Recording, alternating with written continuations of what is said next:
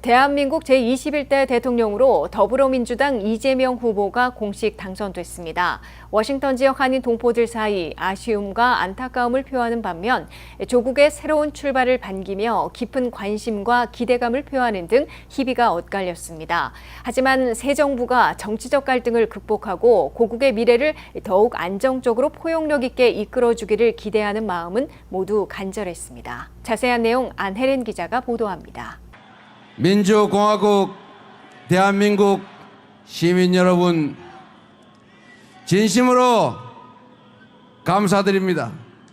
여러분들이 제게 기대하시고 맡긴 그 사명을 한순간도 잊지 않고 한치의 어긋남도 없이 반드시 확실히 이행하겠습니다. 이재명 대통령 당선인의 대선 외교 공약은 실용 외교, 국익 우선, 균형 외교라는 큰 틀 안에 한미동맹을 강화해 안보의 핵심 축을 유지하며 군사, 경제, 기술 동맹으로 발전시키면서도 다른 나라와도 실용적 협력 관계를 유지하겠다는 입장을 밝혀 어떤 변화를 가져올지에 대한 기대도 불러일으키고 있습니다. 트럼프 행정부하고 빨리 아직까지 통로가 없어서 미진한 점이 많았는데 빨리 통로가 열리고 빨리 대화가 지속돼 정치적인 어떤 이데올로기적인 정치적인 그런 것 때문에 혼란이 많이 생겼으니까요. 거기에서 탈피를 해서 워낙에 또 이재명 당선자가 시장 때부터 실용적인 접근을 많이 했었으니까요. 많은 재외 동포들은 이번 정권 교체가 한국 내 정치 구도의 변화에 그치는 것이 아니라 오히려 재외 국민과 모국 간의 관계를 더욱 공고히 하고 실질적인 협력과 권리 보장으로 이어지기를 기대하고 있습니다. 그렇죠. 워낙 또 뭐 부동산 값이라든가 그런 거에 너무 비싸서 그런지 되게 식당들도 잘 안 되고 지난달에 왔거든요. 근데 되게 안 좋았어요. 그래서 새 대통령이 잘 이끌어 나갔으면 좋겠습니다. 자기가 그 어렸을 때 그 하고 나중에 지금 하고 이렇게 포옹했을 때 그때 너무너무 막 눈물이 나더라고 그때. 그리고 정말 이 이재명 대통령이 잘했으면 좋겠어요. 재외동포가 단지 해외에 거주하는 국민이 아니라 대한민국의 중요한 협력원이자 구성원으로 존중받고 함께 미래를 만들어가는 동반자로 인식되기를 바라고 있다고도 입을 모았습니다. 이재명 당선인은 대선 기간 이민 1세대의 정착 지원과 차세대 교민 교육 정책 등에 대한 긍정적인 메시지를 여러 차례 내놓은 바 있습니다. 미주 한인 사회는 새 정부가 고국의 미래를 더욱 안정적이고 포용력 있게 이끌어주기를 기대하며 실용과 통합을 앞세운 이재명 대통령의 출범이 대한민국의 새로운 시대를 여는 출발점이 되길 기대하고 있습니다. WKTV 뉴스 안혜린입니다. 이 한국의 이재명 시대 개막에 대해 미국에선 분열된 나라를 통합하며 경제를 살려야 하고 미국과도 보폭을 맞춰야 하는 등 숱한 난제들에 직면해 있다고 미 언론들은 지적했습니다. 그러나 이재명 새 대통령은 실용주의를 내세우고 있어 난제들을 헤쳐갈 수도 있을 것으로 미 언론들은 기대하고 있습니다. 한면태 기자가 보도합니다. 진심으로 감사드립니다. 여러분들이 제게 기대하시고 맡긴 그 사명을 한순간도 잊지 않고 한치의 어긋남도 없이 반드시 확실히 이행하겠습니다. 대한민국의 21대 이재명 대통령은 4일부터 즉각 5년 임기를 시작하고 국민들로부터 광범위하게 위임받은 지상명령, 사명을 준수하기 위한 첫 발걸음을 내딛고 있으나 숱한 뜨거운 난제들에 부딪히고 있습니다. 정치 격변과 혼란, 분열 끝에 6개월 만에 마침내 이재명 시대가 개막하자 워싱턴 포스트와 뉴욕타임스, 월스트리트저널 등 미 주요 언론들은 개표 초반 출구조사 결과를 토대로 긴급뉴스로 이재명 당선을 타전했습니다. 월스트리트저널은 출구조사가 나오자마자 긴급뉴스로 암살 시도에서 살아났던 좌파 후보가 대통령직을 확보했다고 전했습니다.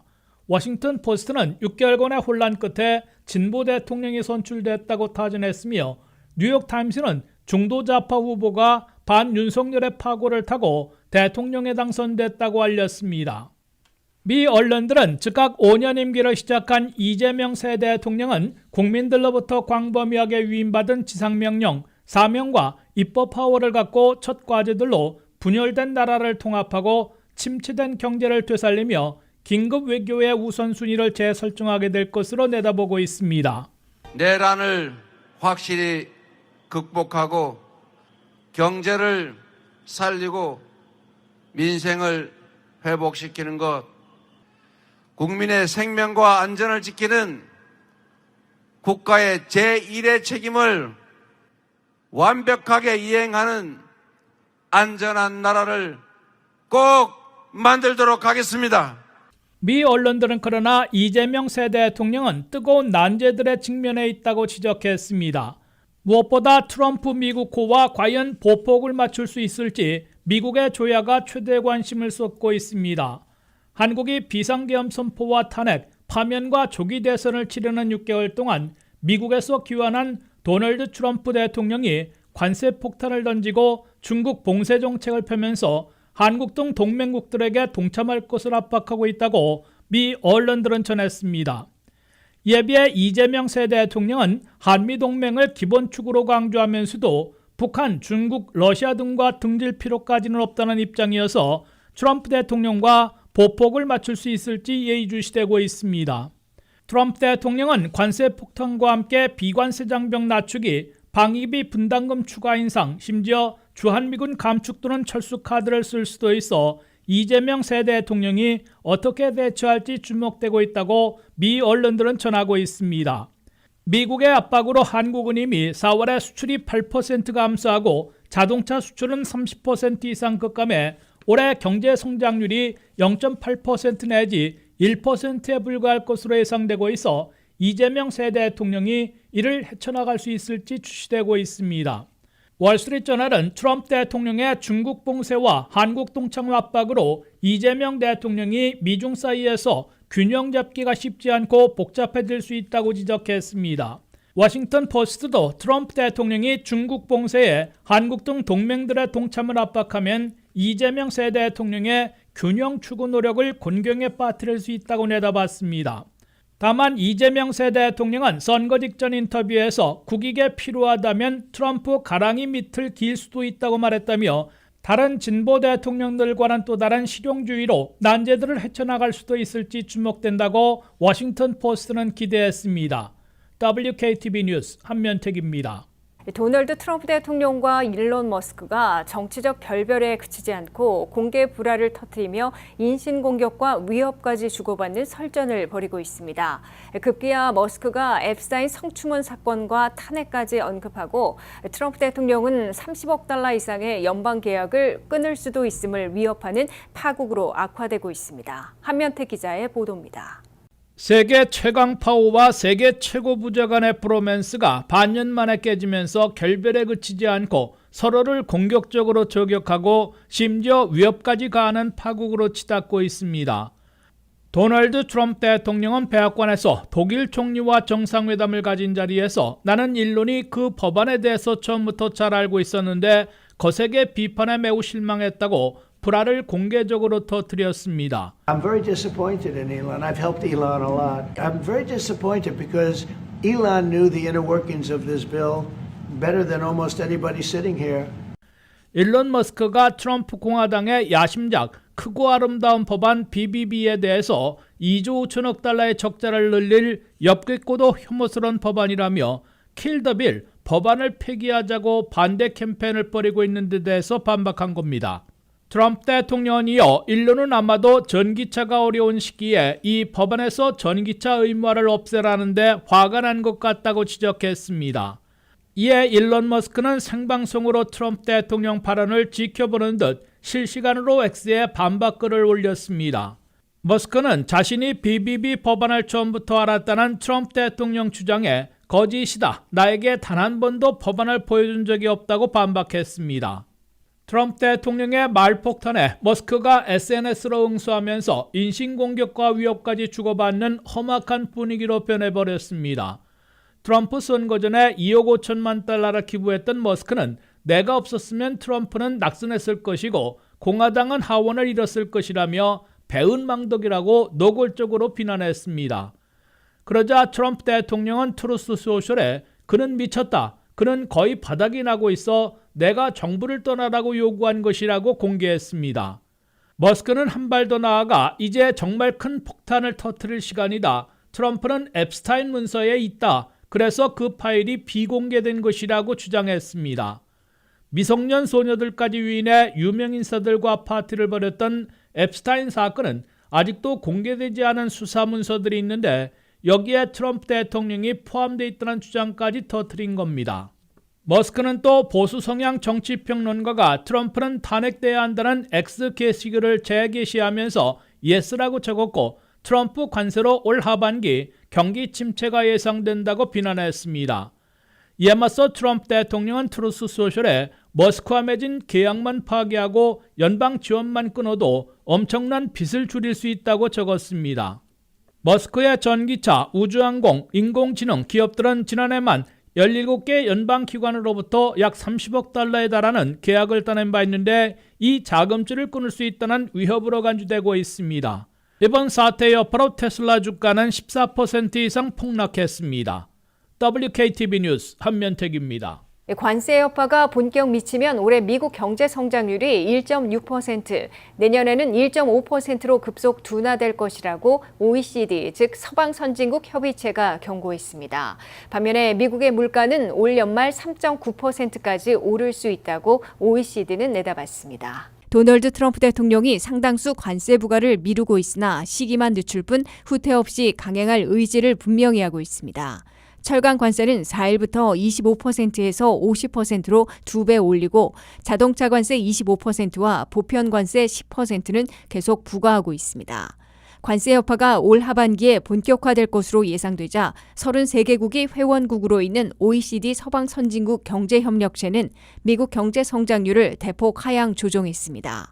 OECD가 3일 발표한 경제 전망에 따르면 미국 경제 성장률은 올해 1.6%, 2026년에는 1.5%에 그칠 것으로 내려잡았습니다.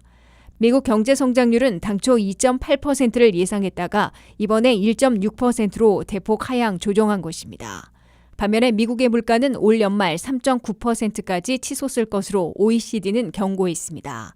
트럼프 대통령의 이름은 거명하지 않았으나 각종 관세들이 실제 부과되면 미국 내 수입업자들이 이를 물게 되고 가격 인상으로 이어지기 때문에 전반적인 물가 인상, 인플레이션을 피하지 못할 것으로 OECD는 내다봤습니다. OECD는 트럼프 관세가 실제로 부과되면 미국이 수입해오는 상품에 대한 관세는 지난해 2%에서 올해는 15.4%로 급등하게 되며 1938년 대공황 이래 최고치를 기록하게 된다고 OECD는 분석했습니다. 미국의 실업률은 올해 4.2%, 내년에는 4.3%로 미 연준의 예상과 같게 예상했습니다. OECD는 한국의 경제 성장률은 올해 1%에 그칠 것으로 내다봤습니다. 한국은행은 올해 경제 성장률이 0.8%까지 내려갈 것으로 예상해 놓고 있습니다.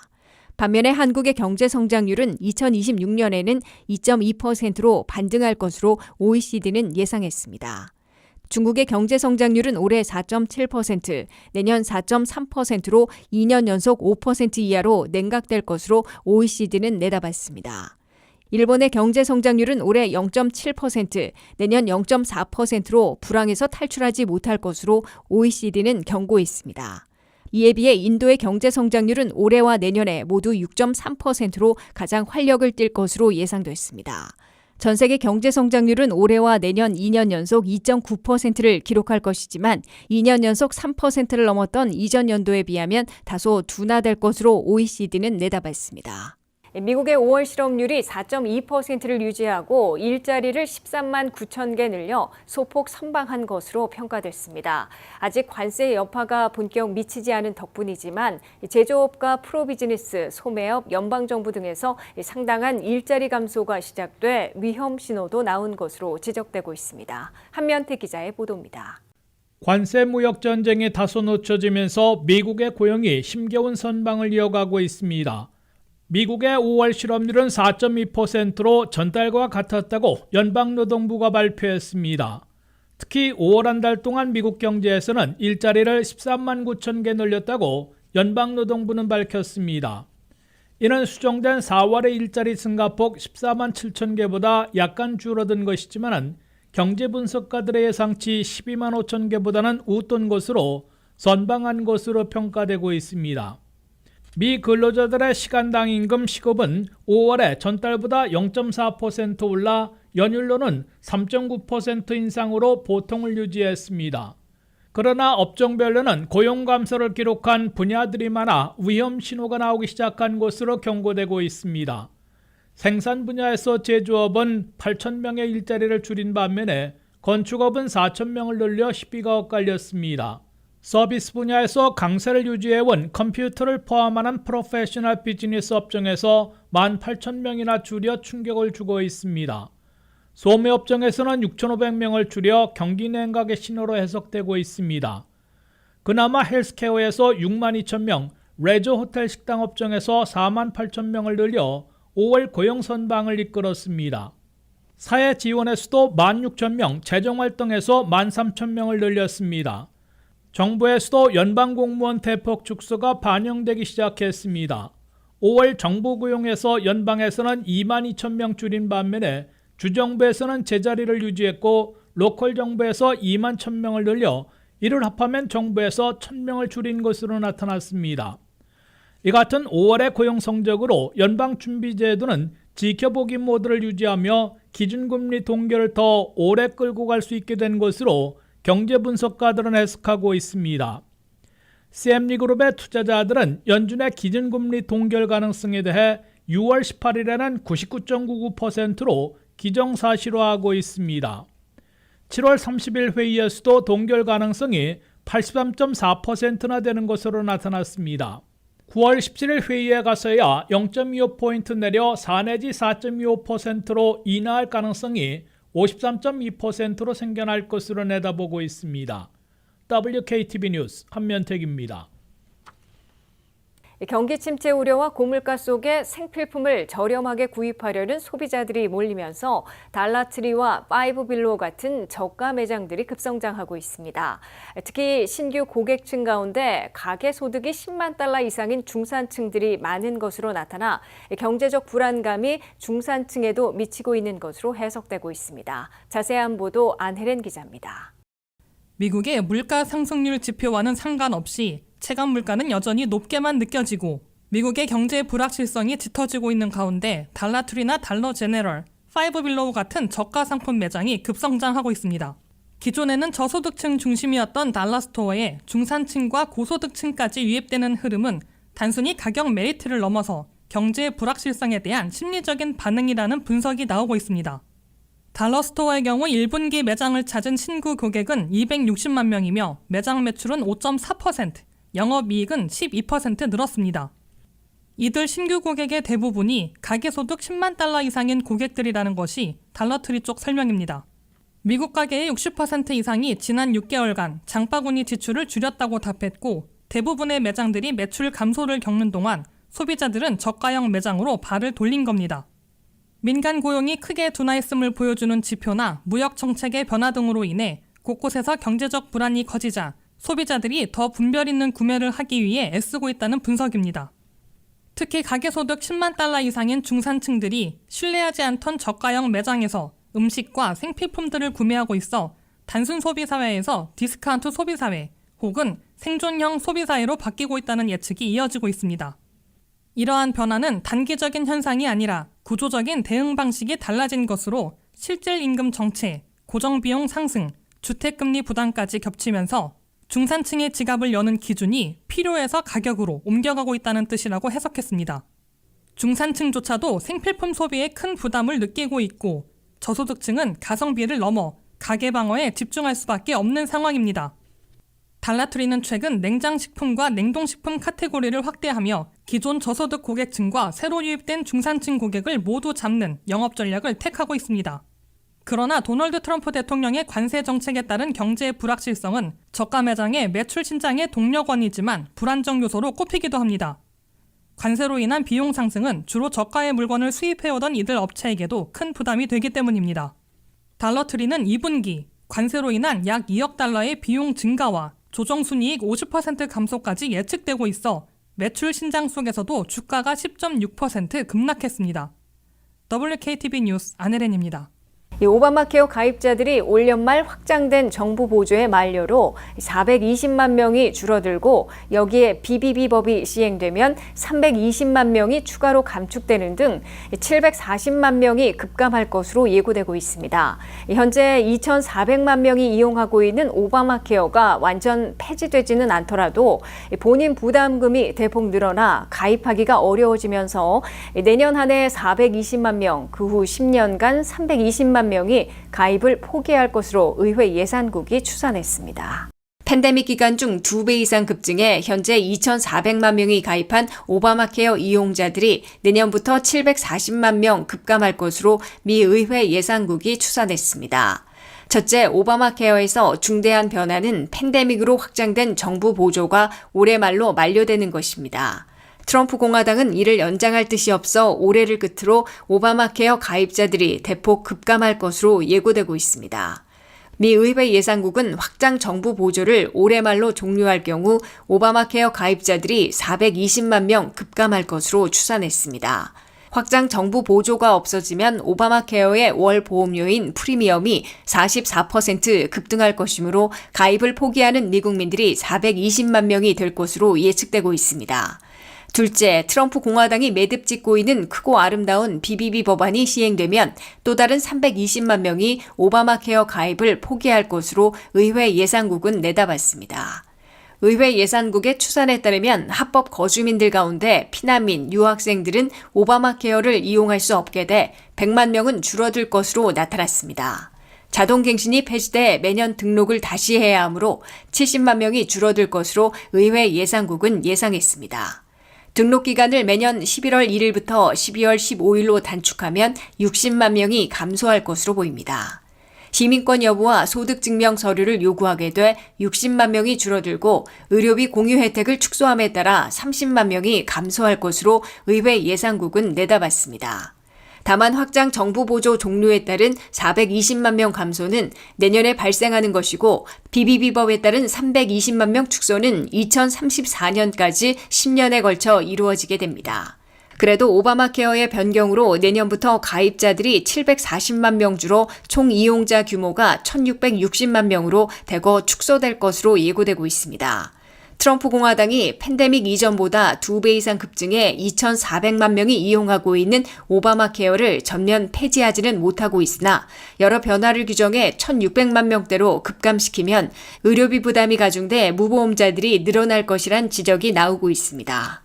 트럼프 공화당은 크고 아름다운 법안에 따라 내년 7월부터 학자 융자 프로그램을 대폭 바꿀 것으로 예고하고 있습니다. 학자 융자금 한도를 올리되 재학 중 정부가 이자율의 절반을 낮춰주는 보조는 없애고 탕감 가능 기간은 현재 10년에서 30년 후로 대폭 늘리게 되며 소득 기반 상환 프로그램이 RAP로 통합 대체됩니다. 미국의 대학과 대학원들이 대다수 이용하고 있는 학자 융자 프로그램이 2026년 7월 1일부터 크게 변경됩니다. 트럼프 공화당이 하원에서 통과시키고 상원 심의에 착수한 크고 아름다운 법안 일명 BBB에 따르면 크게 4가지가 바뀝니다. 첫째, 학자 융자금의 한도가 늘어나는 대신 정부 보조로는 없어집니다. 학부 대학생들은 졸업할 때까지 연방융자를 받을 수 있는 한도가 현재 3만 1,000달러에서 내년 7월 이후에는 5만 달러로 늘어납니다. 대학원과 학부모 학자융자인 플러스론의 경우 현재는 한도가 없으나 대학원의 경우 10만 달러 내지 15만 달러, 부모는 5만 달러까지로 새로운 리미트가 생깁니다. 대신 연방정부 론 가운데 재학 중일 때 이자율이 예를 들어 6.4%일 경우 절반을 보조해줘 3.2%로 적용해주는 정부 보조로는 폐지됩니다. 결국 모든 학자 융자금에는 6%대의 이자율이 적용됩니다. 둘째, 졸업 후 시작하는 소득 기반 상환 제도가 RAP라는 새로운 플랜으로 통합됩니다. 월 상환금으로 인컴에 따라 최소 1%에서 최대 10% 사이에서 결정돼 매달 상환하게 됩니다. 월 소득이 10,000달러에서 20,000달러 사이이면 AGI 조정소득의 최소인 1% 또는 최소 금액인 10달러를 상환하게 됩니다. 20,000달러에서 30,000달러 사이의 소득자는 조정소득의 2%를 매달 상환하게 됩니다. 연소득 10만 달러 이상이면 맥시멈인 조정소득의 10%를 매달 납부하게 됩니다. 셋째, 상환 도중 일자리 상실 또는 경제난에 빠질 때 신청하는 상환 유예 기간이 축소됩니다. 현재는 3년간 상환을 유예받을 수 있었지만 내년 7월 이후에는 24개월 기간 안에 9개월만 상환을 미뤘다가 나중에 그 기간만큼 계속 갚아야 하는 것으로 바뀝니다. 미국민들의 가계부채가 매분기 신기록을 갈아치우며 3월 말 현재 18조 2,030억 달러에 달하고 있습니다. 가계부채의 70%를 차지하고 있는 주택모기지는 가구당 평균 26만 4천 달러로 매달 2,205달러를 갚고 있으며 세차 할부금은 가구당 평균 2만 4,400달러, 매달 742달러를 납부하고 있고 신용카드 빚은 6,580달러인 것으로 나타났습니다. 미국민들의 가계부채가 매분기 신기록을 갱신하면서 올 1분기인 3월 말 현재 18조 2,030억 달러를 기록하고 있습니다. 가계부채를 집계하고 있는 뉴욕 연방은행과 가계경제를 조사하고 있는 연방센서스, 소비지출을 연구하고 있는 민간기관들의 통계를 종합 분석한 결과 미국민 가계부채의 평균액이 산출됐습니다. 가계부채의 70%를 차지하고 있는 주택모기지는 총액이 12조 8,040억 달러로 집계됐습니다. 이는 가구당 평균 26만 3,933달러를 모기지로 빚지고 있는 것으로 한 달에 모기지 페이먼트로 2,205달러를 내고 있는 것입니다. 두 번째 큰 가계부채는 자동차 할부 금융으로 총액이 1조 6,420억 달러를 기록하고 있습니다. 가구당 평균 2만 4,400달러를 빚지고 있습니다. 통상 60개월 할부로 늘어난 기간 중 새 차는 한 달에 742달러, 중고차는 525달러씩 내고 있습니다. 세 번째 많은 가계부채는 학자 융자금으로 총액이 1조 6,310억 달러에 달하고 있습니다. 모든 미국민들이 지고 있는 부채는 아니고 4,300만 명이 빚지고 있습니다. 네 번째는 신용카드 사용액으로 총액은 올 3월 말 현재 1조 1,820억 달러로 나타났습니다. 한 사람이 여러 개의 신용카드를 사용하고 있어 평균 신용카드 빚은 6,580달러로 계산되고 있습니다. 미국민 가계에선 쓸 수 있는 가처분 소득에서 11.3%를 부채 상환에 쓰고 있는 것으로 계산되고 있습니다. 이는 가계 경제 사정이 최악으로 악화된 것은 아니지만 빚더미의 빚이 계속 쌓이고 있는 것으로 분석되고 있습니다. 예를 들어 상당수 미국민들은 신용카드에 미니멈 페이만 내고 있어 계속 카드 빚이 늘어나고 기간도 길어지고 있습니다. 또한 최근 들어 무이자 할부인 BNPL, 즉 Buy Now Pay Later 프로그램이 널리 확산되고 있어 기타 빚들도 계속 가중되고 있는 것으로 보입니다.